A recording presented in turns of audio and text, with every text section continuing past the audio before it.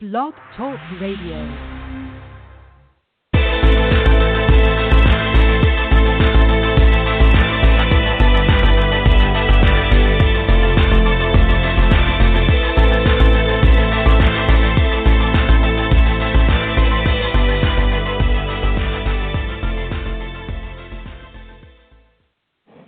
Hello, and welcome to Virtues of Peace. My name is Hope May, and I'm so happy to have Taylor Ackerman. Hello. And Randy Olson. Greetings. So we are here, and the topic of today's show is Organize the World, an idea central to the Peace Through Law movement.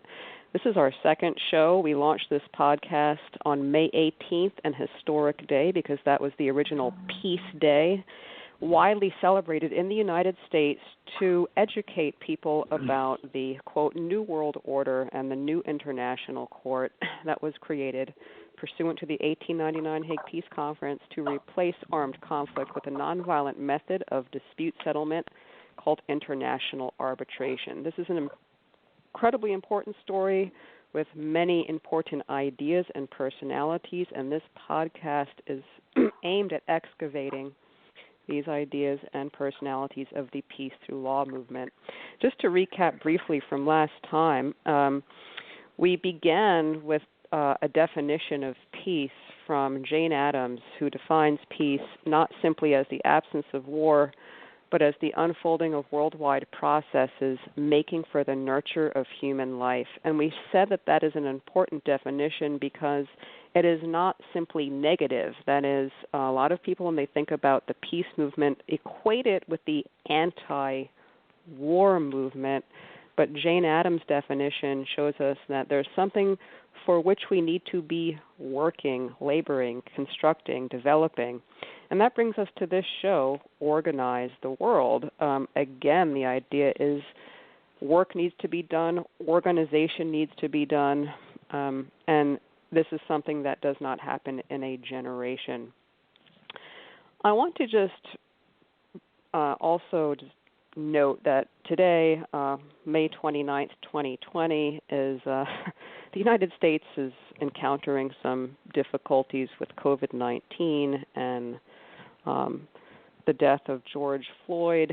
And as I was thinking about this show, I was reminded of the 1904 International Peace Congress that met in Boston.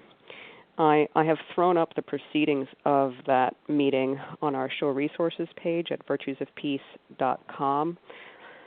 At that meeting in Boston, Edwin Meade, who wrote the pamphlet that grounds our discussion today, and his wife, Lucia Ames Meade, were present. And fittingly, Edwin Meade, I think he was the president of the Committee on Organization for the International Peace Congress, and his wife, Lucia Ames Meade, was the chair or president of the Committee on Propaganda. And in her report, which you can read, she says, look, we are supposed to be talking about a symbol, a peace flag, but given the events in the world, this seems to be a waste of energy because we have the Russo-Japanese War, and she lists a number of conflicts. And so we're going to table the discussion about a peace flag because our time should not be spent on colors and symbols and so forth. And as I was thinking about this show, that struck me because here we are talking about international organization, because that's really the subject of Edwin Meade's essay, when in fact we have a lot of problems domestically and even, I would say, personally. And I want to say that our aim, and what we talked about last time, is how all of these different levels are interrelated, that the international is not to be separated from the national, and the international is not to be separated from the individual, that all of these different areas are to be organized, and that what happens in one affects what happens in another. I want to flag Marcus Aurelius for for speaking about that. We have some shows on Marcus Aurelius from Ethics Talk a ways back if you want to listen to those shows. But indeed, we're going to start talking about international organization. And so if you read the show description, there is a pamphlet. The pamphlet is of 3 essays, all by Edwin Mead. And the first one is called Organize the World. The second one is on Immanuel Kant. The third one is on Charles Sumner. All important essays, but we start at the beginning with Organize the World. And Taylor, you have found a sentence, a passage that you would like to talk about. This is on page 11 of the essay. So please read that, and then we'll talk about that, and you can begin. So Mead wrote, "The world is to be organized not to keep nations peaceful in orderly arbitrament and protected separateness, but for a constructive and cooperative life. That life will come as nations see that they are not their own, but all of them members, one of another, with common inheritances, with common obligations, and with a common destiny." And so I think it really follows that idea of it's not just about that negative form of peace, about, protect or respecting nation sovereignty at all costs, just not entering war. It's about a much more constructive and cooperative form of peace, because there are so many challenges that disrupt peace, and they can't be addressed by countries separately. And I think going off of what you said earlier, many of our challenges are global, even on a national or domestic level. And we need to only look at like COVID, right, a pandemic, to see that. And so I think the article actually earlier on I think it was page 4, highlighted that we're all connected, and that it's not just it was very forward-looking, because it focused on how with technology we're increasingly connected. What impacts one person, one place, impacts someone else elsewhere. And that was very forward-looking, because we think about the internet, we think about social media, and what any individual can do can have enormous repercussions elsewhere. Randy, you want to comment on that? Yeah, I can't help but think about how networks work, and how each of us now are living in a time when we're each nodes in this enormous, and so each of our personal actions has this rippling outward effect on everyone around us, and they are all nodes and networks that ripple out to everyone around them. And it's very, very fast that we reach, more or less the entire globe with every one of our choices, every one of our actions. And so the passage that Taylor shared reminded me of our conversation last week, where, it's like this duty of the individual to become educated about international relations and understand themselves as an international citizen and what international obligations are as a single individual, because until that becomes instantiated inside of the individual, the capacity for international cooperation is missing a foundational piece.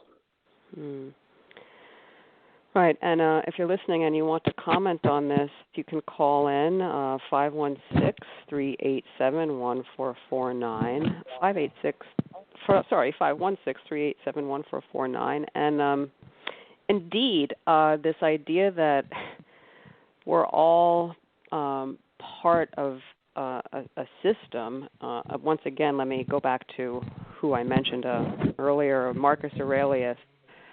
Here's a quote from his Meditations. "We have come into the world to work together, like feet, like hands, like eyelids, like the rows of upper and lower teeth. To work against one another is to oppose nature."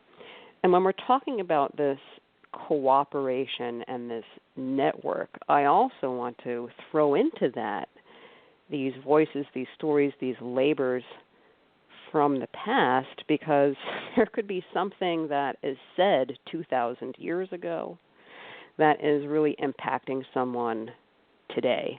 So it's not just about the voices that are living, the stories that are occurring now, but things that have happened in the past are also interacting with us in the present. Taylor, do you want to add to? Oh, sorry. Go ahead, Randy.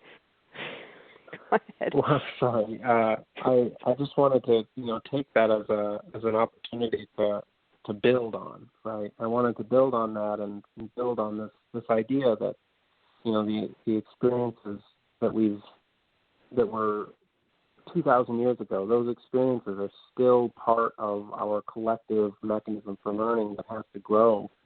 And like there's this slow scaling up that's been occurring, such that 200 years ago, the idea of a global organized, like a global organized government was far out of sight, but that's not so far away now. And so the language that was used at the time to indicate like what scale of organization was necessary has grown, and we can use these historical documents as a mechanism through which we appreciate that scaling up of the world.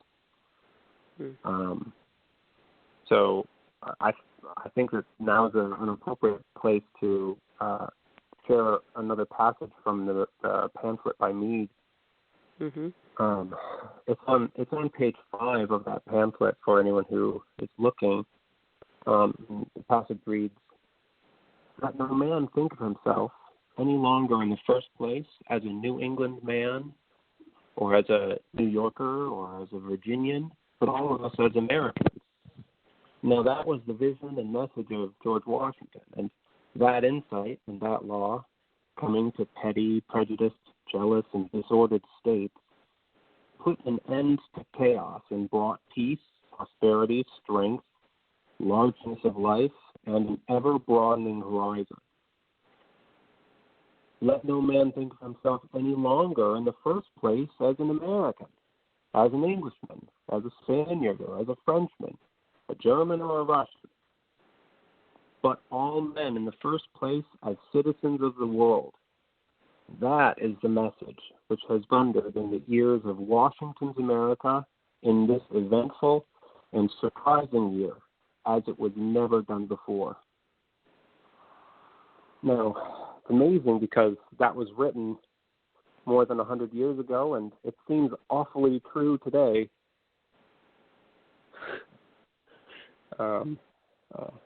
I could continue, but I kind of cut Taylor off earlier, so I'd like to offer her an opportunity to step in. Yeah, no, I think that's very relevant to also the external organization idea, this common inheritances idea. I know back there in Mead, he spoke about how earlier these philosophers thought it wouldn't be possible to have a democracy as large as the U.S. But as it became more connected with technology, on both coasts they really saw themselves as Americans. They were impacted by the same things. They kind of had that common inheritance. And the democracy that of that large really became practical and necessary. And I think it's the same idea now. As we've become more interconnected, as we've become more enlightened, it's really important for us to organize together because we are all really the same. We have these common obligations, these same sort of goals. Randy, did you want to respond? Yeah, just very briefly. It's amazing to me because we're at a cool point in history where we have to begin to have conversations about scaling things up again. There's been some news about things that SpaceX has been working on with the goal of becoming multiplanetary. And so the idea of being a citizen of the world won't even be large enough anymore. And we're going to have to be increasingly conscientious about the scale at which we take organization and put the spirit of peace within it. So I'll add a quote. This is not from Edwin Mead's essay. This is actually from a speech that his soon-to-be, like when this speech was given, she was not his wife, but this speech was given at the meeting at which Lucia Ames met Edwin Mead, and this was at the Lake Mohonk International Arbitration Conference. The proceedings are on the show resources page. And just a little bit about Lucia, because this is a power couple, and I think they deserve some definitely more time than 60 minutes that we're giving them today. But Lucia Ames Mead was the president of the Massachusetts Suffrage Association, and she was working on women's suffrage and then was brought into the peace movement. And this was her first public speech that she gave when she was brought into the peace movement. She says, and this is very similar to the quote that Randy just read, she says, "We are not, first of all, Americans. We are, first of all, human beings. We are, first of all, God's children, and we have identical interests with all God's children all over the face of the earth. That is what we need to feel, and that is what we need to teach. We must teach patriotism in a new way." And she goes on, but the very last sentence of her speech, which is actually from a poem that she quotes, is this: "In the gain or loss of one race, all the rest have equal claim." So this, again, the same idea that when someone gains, we all gain. When someone loses, we all lose. And she is really in this speech. So we're talking about, scaling up to interplanetary. But I mean, given what's happening today, okay, with George Floyd, and let's just not even, there's, a litany of things that we can discuss. And again, as I said, like, what I could imagine someone saying, what business do we have talking about, scaling up when we can't organize ourselves very locally? So, Randy, you have this other quote, if you could please read that you get from page 6 of Mead's essay. Yeah, it's alarmingly similar to what you just said. On page 6 of the pamphlet that we've been referring to, Mead says, "The problem with us is that we have not organized ourselves." And it's amazing because, at the end of the day, there's something very simple that seems to get overlooked all the time, and it's that, nations are made up of people. And if the people are all bad, then the nation is bad, and that's a super, super oversimplification of it. But it serves to point to the fact that, when the individual takes care of themselves, it makes it possible for the nation to take care of itself. It makes it possible to organize at a higher scale, but not the other way, right? We can't just put the world together top down and then expect that people are going to fall into line like dominoes and become, more developed. That's just not how it works. And, the bottom line is, I've had the luxury of studying a number of historical personalities who prove without any doubt that one person has the capacity to radically change the world. And that happened first and foremost because the beginning portion of their life involved this radical organization of their own values, so that when they became tested by the world, when trouble showed up, they were able to respond intuitively in the way that was noble. And that is what ripples outwards into social change. And the social change that comes from that would not be possible without the prior internal organization of that person's values. And so that's fundamentally the purpose of education. Mm. Taylor?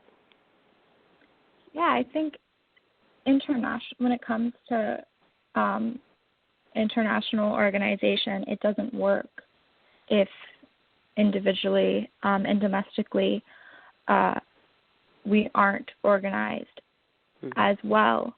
I think sometimes the problem is, I guess when it comes to the idea of interconnectedness, we are so interconnected now that when I think of, hate speech on the internet can fuel someone's racist acts elsewhere, and, cause domestic terrorism in another country or really initiate it. So I think it's very important that we consider how if our own country isn't organized properly, we're not really going to be able to participate, and it can have damaging effects elsewhere. Mm. Yeah, and one more thing, actually. Oh, sorry. I just wanted to share a story because we all actually experienced an example of this together that is amazing to me. A few years ago, there was an event occurring within the Peace Palace that Hope was organizing, and at that event, there was a person there who I won't name, but that person was literally stealing things from the table. And the impact of her actions on the event was to effectively add a bunch of, it really slowed down the way that the rest of the cogs in the wheel were able to operate. And it's so amazing to see the negative example, right? It's what happens when there's a false organization within an individual at the higher scale. It makes everything slow down and makes everything more complicated. And when we, I don't want to emphasize the negative there, but it's we all had that visceral, direct experience, and we got to see how it unfolded. Yeah, I wanted to say that, the last show I mentioned page 1, volume 1, issue 1 of the American Journal of International Law, which is the need for a public understanding. The title is The Need for a Public Understanding of International Law. And that this education piece of the individual is an essential plank of organization, individually, domestically, and internationally. I also want to add to that, because we're talking about, scaling up and getting these other pieces sufficiently organized so that the, quote, system, and by the way, Marcus Aurelius talks about this orderly system of which we are all a part, and we're all designed to work for it in harmony. But the second essay in this pamphlet called Organize the World is about Kant's ideas, and the philosopher Immanuel Kant, and it's called Kant's Eternal Peace. Sometimes Kant's work on peace is sometimes translated as perpetual peace. But in that essay, Kant says, in order for international organization to occur, each country has to adopt a republican constitution. And Kant is very careful to separate a republican constitution from democracy, in the sense that there must be a separation between the executive branch and the legislative branch. So the people cannot be in control of the legislative branch necessarily, because that would be a conflict of interest, he says. So I just wanted to flag this other idea. We've mentioned education of the individual as an essential plank, and education along cosmopolitan lines so that the individual is aware of his or her membership in this world commonwealth, as the Stoics spoke about it 2,000 years ago. But also this idea of a republican constitution domestically needs to be a part of that. And Kant says the reason why that has to be a part of it, and the reason why that will lead to peace is, number one, it's premised on the freedom and equality of all people, and that's a precondition. And number two, people will not be willing to wage war. They will not be willing to shoulder the burdens of it. And when you have power taken away from people, and it's just the sovereign who's waging war, and he is sending other people to war, he doesn't bear the brunt. He doesn't bear the burdens of it. So he's very easy to send his minions out to do his bidding. And I think Kant says something like his table fancies are not affected at all. So I just wanted to mention that, and that also, Randy, and I'm jumping around a bit, but you found a quote on page 7 that is somewhat related to this idea. Could you read that quote? This page 7 is from Edwin Means' Organize the World essay. Sure. The question is not one of competence to dominate and rule. It is the greater question of political morality and fidelity to the democratic idea and the democratic method in the world. Mm-hmm. So, it's not about whether it's possible or not for us to create systems that keep people in check or not. It's more like, are we capable? Do we have the ability to build and organize systems that are built on the kinds of values that we can rationally, accept? We can make these sufficiently clear ideas on paper, but are we able to put those into practice so that our organizations out in the world, our institutions, and the way those things actually function map on to the ideas that they were built to represent? And there's one idea at the heart of it that I want to emphasize, and it's no organizational structure of any kind capable of operating without truth and promise keeping as a foundational pillar. And I know that this is an enormous thing that we could talk about, and perhaps will at another time, but if the people who we elect in order to represent our interests are doing the things that they say they're going to do, society is going to operate in a much clearer, much cleaner, much more organized way.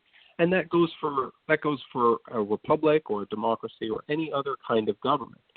As long as people are doing what they say they're going to do, and then we have open, free conversations about what things are going to occur, then the concept of democracy can occur.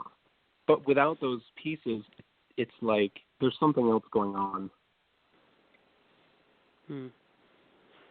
I mean, I have things to say, but Taylor, you've been quiet. You want to jump in? Yeah, I think when we go into international organizations, they're often criticized as being undemocratic. But if the states that are comprising these international institutions are themselves democratic, then it really can push the voices of people forward, and build really a more democratic world. I guess the problem would be when individuals are, using these sort of organizations and trying to organize the world for more menacing, more power, greed, for their own sort of self-serving interests.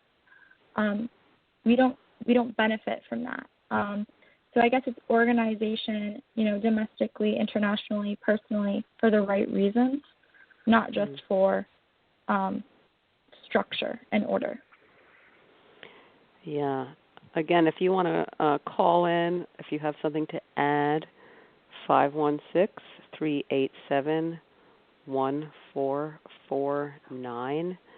On this conversation about democracy, indeed, I like promise-keeping, truth-telling, yes. And I also want to say that I think crucial for democracy is critical thinking. and, you know, the ability to detect a fallacious argument, the ability to follow, you know, a line of reasoning that is more than a tweet. It's you know, concerning to me that we don't really see so much complex argument in our discourse today, and I think that that's something that has to be developed as a capacity in a person. There's a kind of innate sense for it, but it needs to be developed. And you know, we hear about fake news, and there's just a lot of untruths that we have, and unless the individual is willing and able to figure out the truth for him or herself, it's not clear what we're making our decisions on. So I wanted to add that as well. And so to the point, Taylor, about, well, if we have so-called democracies represented in an international organization, if it's not a, you know, healthy democracy, and if the people are not really engaged in a rational debate, then it's kind of doomed. So this goes back to the organization and education piece, which again, it's like, and by the way, if you're interested in that 1897 speech by Lucia Ames, she does talk about, like, education has to change. And it's so interesting. In her speech, she's like, look, the people who are being educated about history, she says, are women. It's so odd. I had to read this several times. Like, women know about history, but men in high school are not really learning history. I don't know, like, the basis of these claims that she's making, but she says this, and she says this is not good because you need history to do proper statecraft, and you need this right kind of education. She says true patriotism. So it all starts there, and her speech is about that. So, Randy? Yeah, two ideas came to mind for me. The first has to do with some of the progress that we've made as a species with regard to providing education to more and more people. I know that the UN's Education for All initiative under Ban Ki-moon brought the number of people around the planet who are being educated like up an enormous amount. And I don't know the number off the top of my head, but it's like the rate of like education has been soaring. And as part of that initiative, they were completely aware of the fact that a single educational model cannot be happily piped down every community on the planet. And there's a challenge for how to implement such lofty goals that we're learning very seriously how to do and how to improve. But, and this is where it gets very strange, the question becomes, what history do we need to know? Because I think that it's going to be different based on where we're living and based on the contents of our lives. And yet, there are certain stories, there are certain sets of information which make up a complete framework, a normative framework for understanding the growth and development of the globalized world that we now inhabit. And so now there's this amazing tipping point between, well, are we really just going to force everybody to learn the same thing? That seems a little totalitarian. And on the other hand, it's like, well, nobody needs to actually bother learning about the same things, which is this like subjectivism and, relativism nonsense. And so finding that middle ground is so so very much part of our current life task. Taylor? Yeah, I think when we talk about learning history, it reminds me often of transitional justice and the importance of recognizing after a conflict what happened. And there is a problem with manipulation of textbooks a lot of times in most countries, history textbooks, so students don't get the full picture. I remember my U.S. history textbook maybe had a paragraph about slavery. In Japan, they took out all the references to comfort women in history textbooks. And so I think when we talk about organization, it really does have to be like a complete rational kind of objective attempt. It can't just be sort of a protective way for the nation to secure its own narrative. It has to really be international in scope. I'd like to jump in and do a shameless plug again for the idea of truth, because there's this concept of a lie of omission that is something that I'm amazed to know how many people I encounter every day who don't already have this as part of their internal lexicon. But it's possible to lie by not including information. And so a history book that does not sufficiently explain certain kinds of atrocities are effectively lying about what has occurred, and that cannot continue if we're trying to actually organize our citizens, if we're trying to truly educate people. It can't be built on lies. So anyway, that's my plug. Well, I would like to add to that plug and say the whole point of this podcast, the work that we have done, all three of us, positive history. I mean, and this is an idea that goes back to Lucia Ames, to Cora de Brazza, and these other foot soldiers of the peace movement, that actually it's not just about including stories of atrocity, what I call atrocity history. You also have to include these stories of international cooperation, these, high points of humanity, what we call positive history. And if you don't include that, that's also a lie. And indeed, it's not just stories about horrible things that are kept from us. It's also stories about, how did we learn about the Hague and the Peace Palace? We all have been there, all of us on this call, and the role of the United States peace movement, the Peace Day. Right. So I want to. I don't know if anybody can chime into that.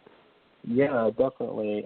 You've sparked my memory, in fact, of something very specific, and by happenstance, I had it sitting next to me.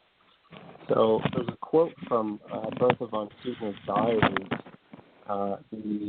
It was made on July 29th at the close of the Hague Peace Conferences, and in her diary she wrote that this is the first time since history began to be written that the representatives of the governments come together to find a means for securing a permanent, genuine peace for the world. Whether or not this means will be found in the conference that is to be opened today has nothing to do with the magnitude of the event. In the endeavor lies the new direction. And I love that. It's like when we look into the past, we can get these pockets of just pure wisdom where like people who were there, who were part of the organization of these events, knew that it was like a big turning point, a big shift in the way that the world was becoming organized, and they were documenting it for us now. Taylor. And I think, I think when we go back to the positive history, we see the source and the wisdom for how we should organize today. If you look at atrocities, you maybe can learn from them what not to do, but we can't really learn what to do. And ultimately, from these early peace activists, we saw the proliferation of institutions like the Permanent Court of Arbitration, the Permanent Court of International Justice that became the ICJ today. And we saw, if we look back at the different conferences, they were able to organize women and people all over the world to sort of come to these ideas that we still need to learn from, that haven't been fully executed. Yeah, and again, I mention again the proceedings of the 1904 International Peace Congress. These happened all over the world, and just at the end of that book, you can see all of the different peace organizations from all over the world that came together and had these discussions. And this is 1904. I do want to say a wrinkle in all of this, and that is flagged by one of our heroines, Bertha von Suttner, is the fragility of memory, both of the individual and of the public, and she flags that. And I just want to mention, the Permanent Court of Arbitration, which is the first international court, although some people say it's not a court proper, but whatever. We won't get into that. It's because there's not, appointed judges. There are a panel of arbitrators from which you can choose, but whatever. They called it the Permanent Court of Arbitration.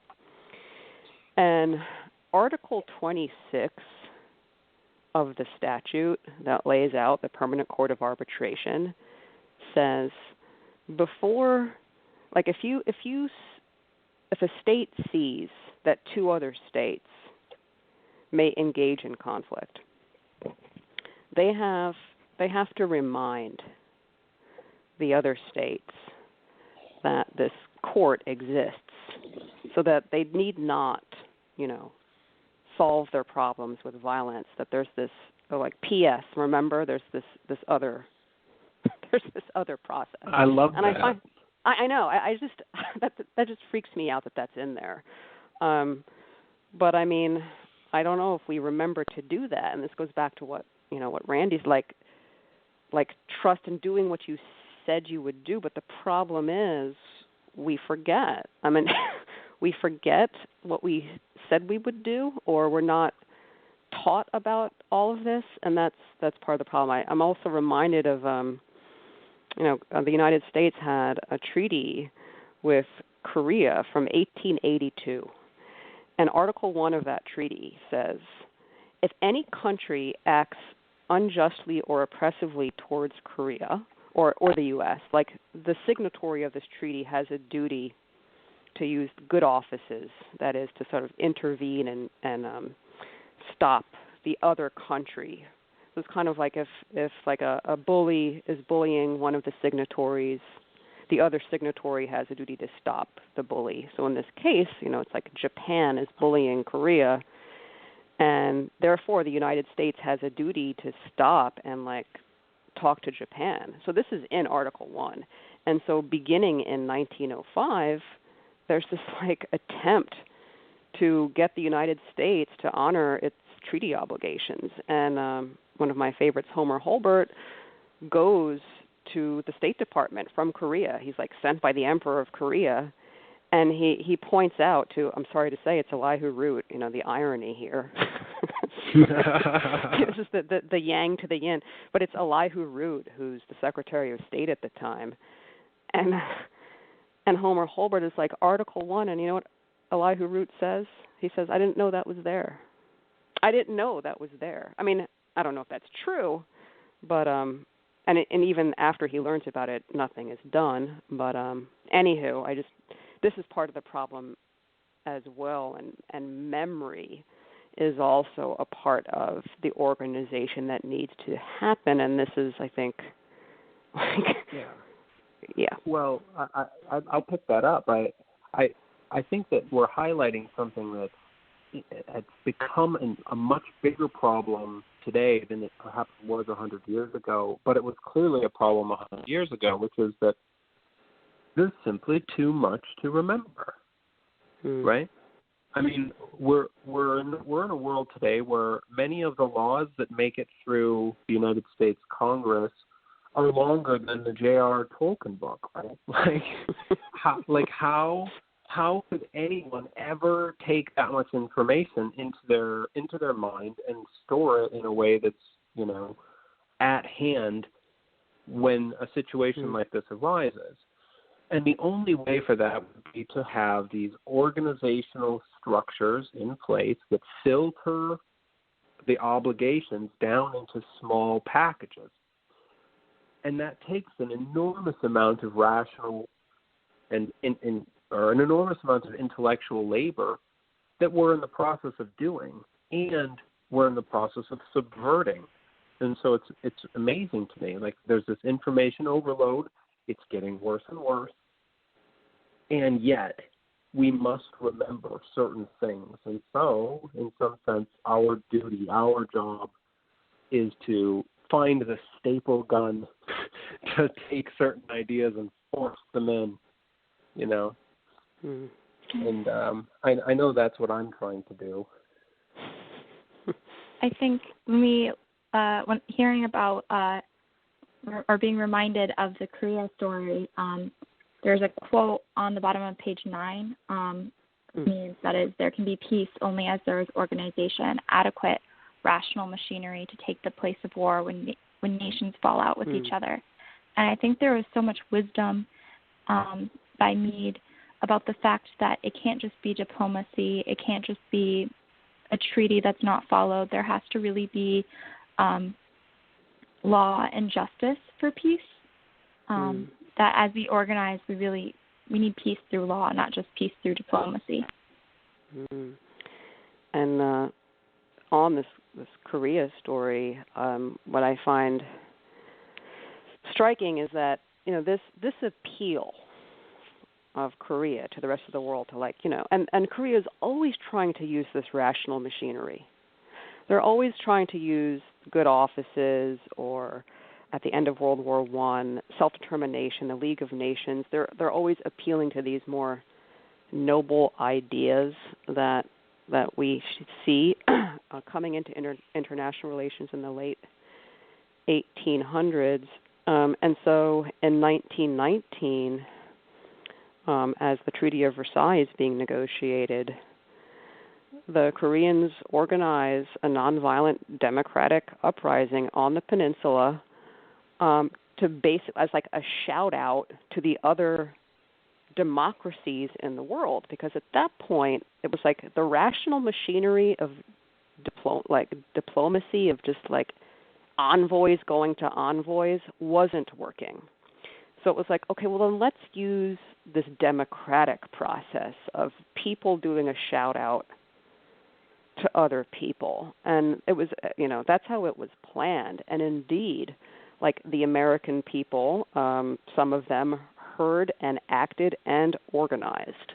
And so this is a you know, a part of positive history that also, like, this is not included in our education, right? So this is one of the things that we try to work on in getting the story out. So yeah, this machinery that you're talking about in this quote, the rational machinery could be like, you know, like organized people in a democracy.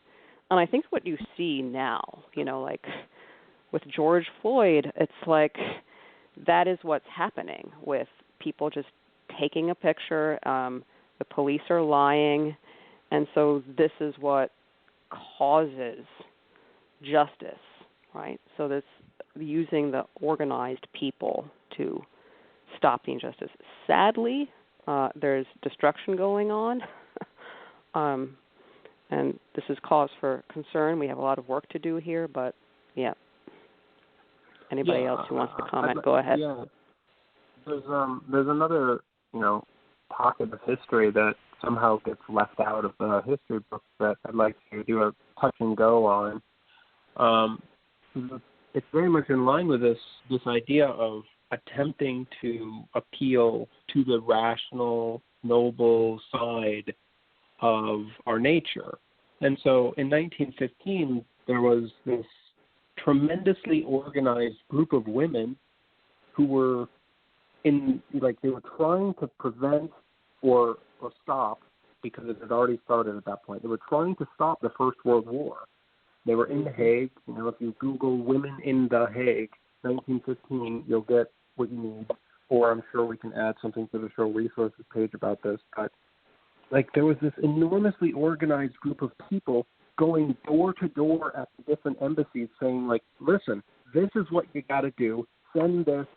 This will do something. It might not stop everything. It might not change the world immediately, but it will help. Mm-hmm. And all of that effort has been just erased, first of all. And, there's these stories like that where people were organized in ways that we no longer have any knowledge of, and they were making efforts to do things that were clearly the right things in hindsight, and all of that needs to get unearthed, uncovered, excavated, brought to the surface and cleaned off, dusted off, and brought into the public consciousness of the people today. And I know that that's sort of the objective of the work that all of us do, but I'm happy to articulate it because it sort of reinforces all of my personal choices as a human. So. Yeah, and I just want to point out this 1915 meeting is before many women have a formal political voice, and they're still. So there's so much important history of pre 19th Amendment, which is 1920, 100 years ago. And we should just do a show on that at some point. But I just want to flag that. And I didn't really learn about the suffrage movement in this country, much less that story in my formal education. Taylor, you want to chime in? Yeah, I remember Hope and I were in the Dutch archives and found this book from the 1899 Hague Peace Conference. No, you found it. You found it. Well, we really figured out what the quote meant and a lot of the history. But Lenore Salenka had put this book together basically with women organized around the world.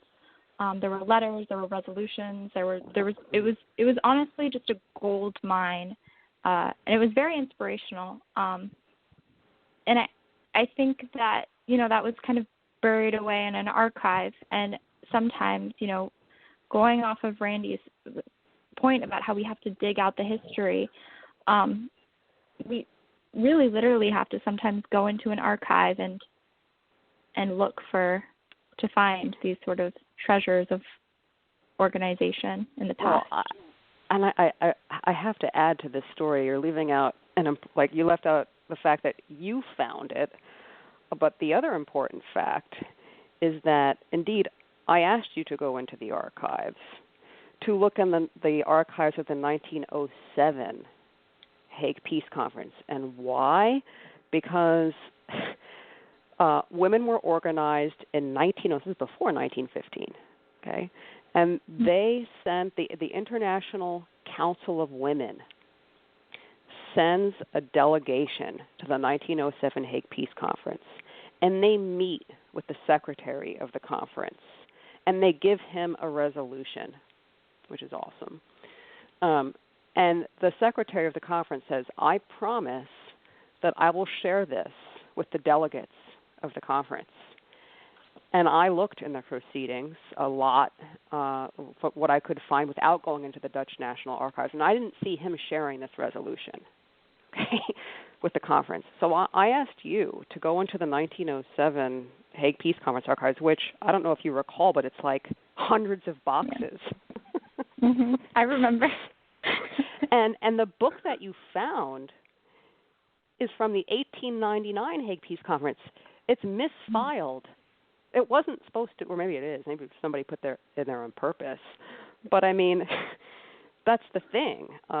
I just think that's striking, and you did find it, and it's back there. Like, we didn't tell anyone. It's still in the 1907 boxes.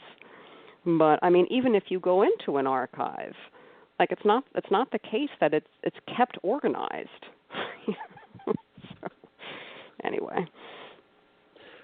Well, that's a beautiful example, one of probably 1,000 that we will uncover as this podcast continues, examples of this invisible hand that operates in order to help us educate ourselves.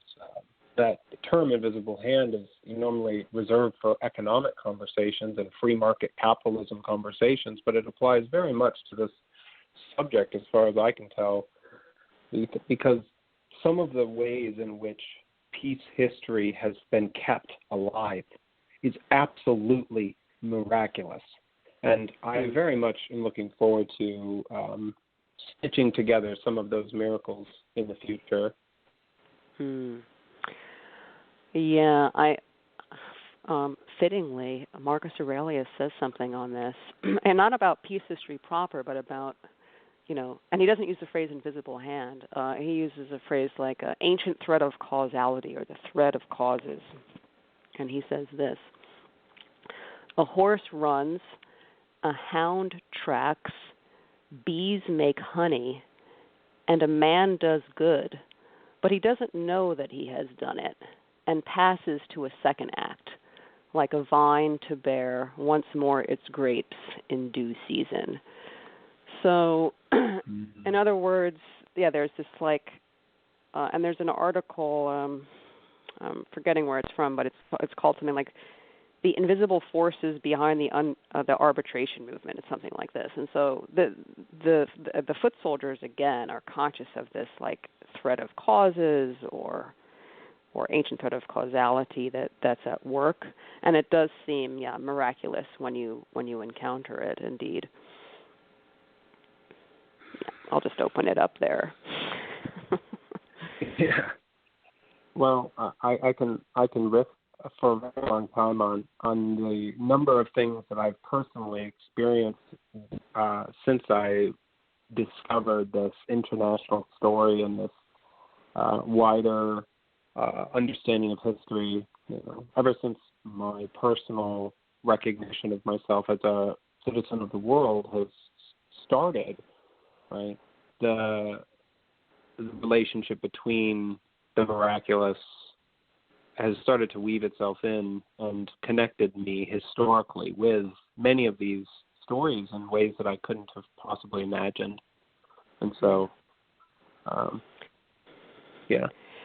So there's this intentional organization that we have to do, and we have 90 seconds left. So we've come to this point where we've been talking about intentional organization at the international, domestic, and individual level, but there seems to be this unintentional, or I don't know what you want to call it, but there's this other thing going on to move things along or help.